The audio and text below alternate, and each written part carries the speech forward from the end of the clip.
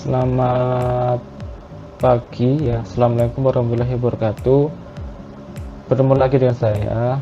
Jadi di mata pelajaran perencanaan bisnis konstruksi dan properti di bab 2 prosedur pelaksanaan pekerjaan konstruksi dan properti KD di KJD 14 menerapkan prosedur pelaksanaan pekerjaan konstruksi dan properti 4J14 melaksanakan pekerjaan konstruksi dan properti. Jadi kita udah masuk ke bab 2 ya, karena bab 1 udah selesai, sekarang bab 2. Bab 2, nah ini ada 5 subbab. Dasar-dasar manajemen, prosedur, pelaksanaan, pengelolaan. Kita ke subbab yang pertama dulu. Dasar-dasar ini. Dasar-dasar pekerjaan konstruksi dan properti. 1. Pengertian pekerjaan konstruksi, ruang lingkup, jenis-jenis, pihak-pihak yang terlibat dalam pengerjaan, mengenal perusahaan konstruksi dan properti terbesar di Indonesia. Nah, ini pengertian pekerjaan konstruksi ini udah dipelajari di kelas 11 ya, nanti dibaca sendiri udah bisa. Ruang lingkup juga sama. Jadi apa sih yang dikerjakan bisnis konstruksi dan properti itu? Proyek bangunan, kemudian bangunan gedung, proyek konstruksi sipil, perumahan. Ini perumahan yang paling kecil ya, bukan yang PSG atau kelas 11. PSG di perumahan.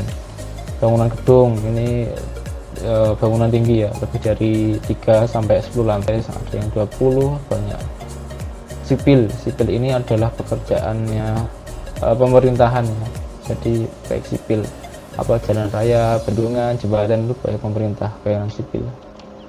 Industri ini industri kayak pabrik, jadi tempat perusahaan minyak, farmasi, kimia ini. Jadi ada 4 tadi jenis-jenis pekerjaan konstruksi. Nah, ini udah kalian pelajari juga nih kelas 11. Arsitektural, kemudian pekerjaan sipil, mechanical, electrical atau ME. Mechanical ini terkait dengan pekerjaan pemasangan, pekerjaan minyak. Kemudian electrical ini terkait dengan listriknya, komunikasi, internet, tata lingkungan. Yang keempat, nah ini pihak-pihak yang terlibat dalam pekerjaan konstruksi dan properti. Kalian udah belajar juga kan kelas 11 ini. Ada konsultan, kontraktor, kemudian pemilik atau owner. Jadi apa ini?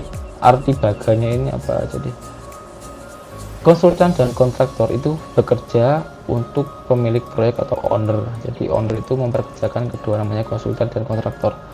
Konsultan itu biasanya perencana itu merencanakan, menghitung, menggambar. Kontraktor itu pelaksananya, ya kan. Ini kalian bekerjanya di mana? Konsultan atau kontraktor ya. Jadi pemilik atau owner itu pengguna jasa, ini pengguna jasa. Kemudian konsultan atau kontraktor itu penyedia jasa. Jadi kita itu jasa ya, bukan produk. Kita itu jasa konstruksi.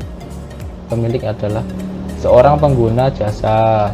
Konsultan merupakan seorang individu atau badan usaha yang punya kemampuan dalam memberi masukan. Ada konsultan perencana, pengawas. Nah, kontraktor ini adalah umumnya kontraktor dipilih setelah melalui proses pelelangan. Nah, sebab kemarin sudah melakukan pelelangan diawasi langsung oleh konsultan MK atau manajer konstruksi. Subkontraktor, apa itu subkontraktor? Subkontraktor merupakan seorang yang bertugas sebagai pelaksana konstruksi yang memiliki spesialis khusus yang dipilih oleh pihak pembuka penawaran kerja terlebih dahulu. Subkontraktor dalam struktur organisasi kerja proyek dapat langsung bertanggung jawab kepada pihak pemilik proyek. Namun subkontraktor lebih berkoordinasi dengan kontraktor utama. Jadi ada kontraktor utama, kemudian di bawahnya itu ada subkontraktor, di bawahnya kontraktor utama. Jadi kalau kontraktor utama itu yang mengerjakan semua bangunan, subkontraktor itu yang mengerjakan sebagian kecil bangunan. Misalkan subkontraktor itu hanya mengerjakan pekerjaan pengecatan atau ME, itu subkontraktor. Nah, ini pihak-pihak yang terlibat. Sebenarnya masih ada beberapa pihak lain yang pekerjaan konstruksi, builders, asuransi, komputer, regulator. Nah, ini yang kelima, mengenal perusahaan konstruksi dan properti terbesar di Indonesia. Nah, ini wawasan kalian untuk kelas 12 ya kan. Kalian mau lulus itu kalian bekerja di mana nanti, di dunia konstruksi atau kalian ingin buka usaha, atau mungkin kalian ya pengen ke luar negeri atau ke Korea atau ke Jepang gitu kan.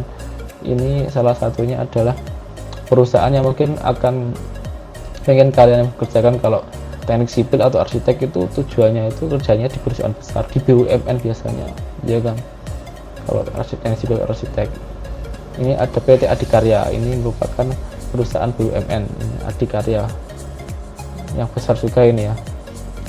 Proyeknya sudah mengerjakan apa ini, ada bandara kerja dari Jawa Barat, stadion Manahan, dermaga, pelabuhan dan sebagainya. Ini PT Adikarya. PP lah, ini juga salah satu PT BUMN yang elit ya, yang besar sekali ini di Indonesia, namanya PP, pembangunan perumahan. Ini salah satu tujuan mahasiswa teknik sipil atau lulusan SMK itu PP. Kalau di jurusan kita itu sudah ada itu di mana ya, Jaya Beton atau di mana, atau di Adikarya itu udah ada lulusan. Ada di PKB itu ada satu kalau nggak salah, dia Habib Raya itu ada 2. Kalau di DPIB juga ada, itu di Jaya itu ada PT Alam Sutra Realty. PT Alam Sutra Realty Tbk merupakan salah satu perusahaan swasta yang bergerak dalam bidang konstruksi dan properti yang berada di Serpong. Ini swasta ya, bukan BUMN. Lipo PT Lipo Kuaraci merupakan sebuah perusahaan properti swasta terbesar kedua yang ada di Indonesia. Kedua perusahaan properti swasta itu bukannya milik BUMN, itu seorang Lipo ini dulu yang mengerjakan proyeknya itu Meikarta. Pernah mendengar proyek Meikarta yang di Jakarta itu yang mengerjakan Lipo. Nah, sekarang bermasalah proyeknya kalau nggak salah ya, dengar-dengar ya tersandung korupsi lah. Itu ya udah biasalah di proyek seperti itu, mestilah ada seperti itulah ya. Bagaimana caranya menangani kalau ini, kalau jadi kontraktor yang baik itu seperti apa kalau terlibat proyek besar yang MM-an itu?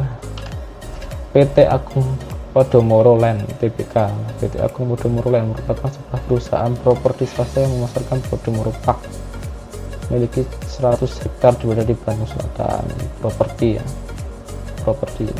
PT Pakuan Jati merupakan sebuah perusahaan properti swasta yang proyek pembelajaran perkantoran. PT Agung Sedayu ini ada juga. Udah selesai ya. Nah, jadi kalian ini wawasan kalian ini kalau mau udah lulus kan, udah kelas 12 udah mau lulus itu bekerja di mana, mau di BUMN, mau di swasta, atau mau bekerja di luar negeri, atau pengen ya berusaha, itu terserah kalian ini. Tapi kalau kalian bekerja di BUMN itu bagus sekali. Perusahaan besar ya, pemerintah. Udah ya, saya akhiri pertemuan kali ini. Assalamualaikum warahmatullahi wabarakatuh.